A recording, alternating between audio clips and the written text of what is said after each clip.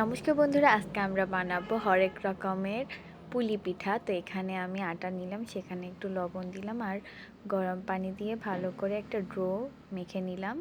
তো এখন এই ডোটাকে এদিকে আমি নারকেলের পুর তৈরি করব, যেহেতু পুলি পিঠার জন্য। তো একটু চিনি দিয়ে মেখে নিলাম। আর এদিকে আমার যে হরেক রকমের যে পুলি পিঠা তৈরি করব, ওই তৈরি করার খাঁজগুলো এটা আমরা কিছুদিন আগে মেলা থেকে এনেছি। তো ভাবলাম ঘরে পড়ে আছে, একটু অ্যাপ্লাই করে দেখি। তো এই কারণে আমি তৈরি করতেছি হরেক রকমের পুলি পিঠা। তো এখানে 4 ধরনের খাঁজ আছে, তো আমি এক একটা খাঁজে করে এক এক রকমের পুলি পিঠা বানালাম। তো এখানে সবচেয়ে বেশি আমার এই পিঠাগুলো দেখে অনেক সুন্দর লাগছিল, বাট চিন্তা লাগছিল কিভাবে উঠাবো, মানে উঠাতে একটু সমস্যা হচ্ছিল। পরে দেখলাম যে খুব সুন্দর করে উঠে গেছে। আর দেখুন কত ফুলকো ফুলকো হয়েছে। তো আমি আবার পুলি পিঠা যে রুটি করে মানুষ তৈরি করে আমি পারি না ভাই, আমি এত গুণী না।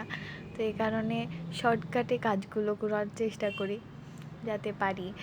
তো দেখুন আমার পিঠাটা একটু ভেঙে গেছে, তো পরে আবার ঠিক করলাম।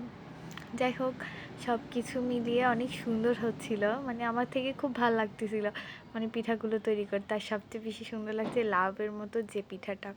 তো এদিকে আমি একটা কড়াইয়ের মধ্যে তেল দিলাম। তেলটা গরম হওয়ার পর আমরা পিঠাগুলোকে ভেজে নিব। না, আমরা ডিজাইন করে পিঠাগুলোকে ভেজে নিচ্ছি এখন। তো এখানে এক একটা পিঠা ভেজে নিচ্ছি। এখানে আবার আমার হাজব্যান্ড আমাকে হেল্প করেছে। তা আমি অন্য একটা কাজ করতেছি, বাকিগুলো তৈরি করছিলাম। তো এখানে আমি এটাকে কড়াইয়ে বসিয়ে দেওয়ার পর আমার হাজব্যান্ড এসে এগুলোকে খুন্তি দিয়ে নেড়ে তো নামালো। যাই হোক, আমার হাজব্যান্ড অনেকটা হেল্প করে আমাকে ঘরের কাজে। আমার হাজব্যান্ড কিন্তু অনেক সুন্দর করে ভাজি করলো পিঠাগুলোকে। ডালগুলো ঝরিয়ে এখন একটা পাত্রের মধ্যে রাখলো, একটা বাটির মধ্যে। দেখুন, এটা ফাইনাল লুক অনেক সুন্দর হয়েছে। আর সবাই কমেন্টস করে জানাবেন কেমন হয়েছে। ভালো থাকবেন সবাই।